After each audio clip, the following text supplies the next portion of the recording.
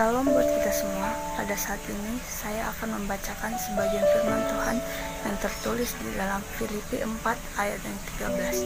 Begini firman Tuhan. Segala perkara dapat kutanggung di dalam Dia yang memberi kekuatan kepadaku. Demikian firman Tuhan.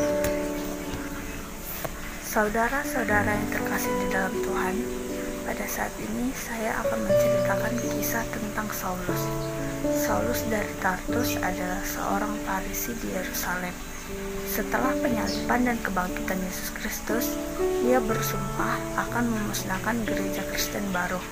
Kisah Para Rasul 9 ayat 1 mengatakan dia mengembuskan ancaman pembunuhan terhadap para murid Tuhan Yesus. Saulus memperoleh surat dari imam besar dan memberikan wewenang kepadanya untuk menangkap pengikut Yesus di kota Damaskus. Di jalan kota Damaskus, Saulus dan teman-temannya tersentak oleh cahaya yang menyilaukan. Saulus mendengar suara yang berkata, "Saulus, Saulus, mengapa engkau menganiaya aku?" Ketika Saulus bertanya siapa yang sedang berbicara, suara itu lalu menjawab, "Aku adalah Yesus yang kamu aniaya. Sekarang bangunlah dan pergilah ke kota dan kamu akan diberitahu apa yang akan kamu lakukan." Saulus dibutakan, lalu mereka membawanya ke Damaskus ke seorang pria yang bernama Yudas. Selama 3 hari Saulus buta dan tidak diberi makan ataupun minum. Sementara itu, Yesus muncul dalam sebuah penglihatan kepada seorang murid di Damaskus bernama Ananias dan menyuruhnya pergi menjumpai Saulus. Tetapi Ananias takut karena dia tahu reputasi Saulus sebagai penganiaya tanpa belas kasihan kepada pengikut Kristus.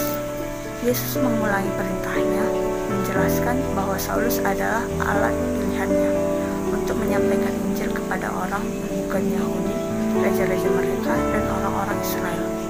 Maka Ananias menemukan Saulus di rumah Yudas, lalu berdoa memohon bantuan. Ananias meletakkan tangannya di atas Saulus dan mengatakan bahwa Yesus mengutusnya untuk memberikan penglihatannya dan bahwa Saulus akan dipenuhi Roh Kudus. Suatu seperti sirik jatuh di mata Saulus dan dia bisa melihat lagi.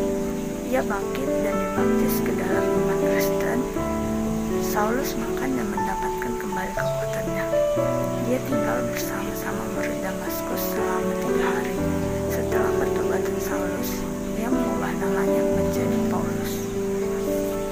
Saudara-saudaraku, pertobatan Paulus menunjukkan bahwa Yesus sendiri menginginkan berita Injil untuk orang yang bukan Yahudi dan ingin menepis setiap argumen dari orang-orang Kristen Yahudi awal yang berkata bahwa Injilnya hanya untuk orang Yahudi.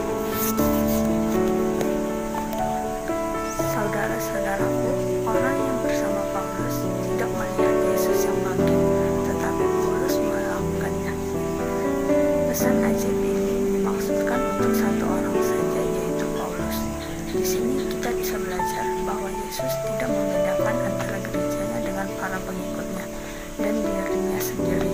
Yesus telah memberitahu Paulus bahwa dia telah menganiaya Yesus. Artinya, siapapun yang menganiaya orang atau gereja Kristen berarti menganiaya Kristus sendiri. Pertobatan Paulus membuktikan bahwa Allah dapat memanggil dan mengubah siapapun yang dia pilih, bahkan yang keras hati. Saulus dari Tarsus memiliki kualifikasi sempurna untuk menjadi seorang penginjil. Dia berpengalaman dalam budaya dan bahasa Yahudi.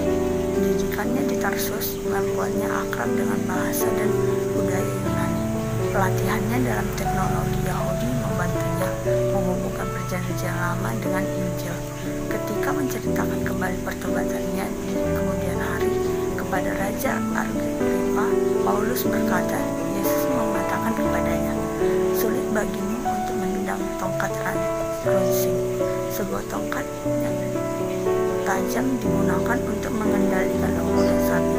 Beberapa orang menafsirkan ini sebagai makna bahwa Paulus memiliki kepedihan hati ketika menganiaya gereja. Yang lain percaya bahwa Yesus bermaksud mengartikan bahwa sia-sia untuk mencoba menindas gereja.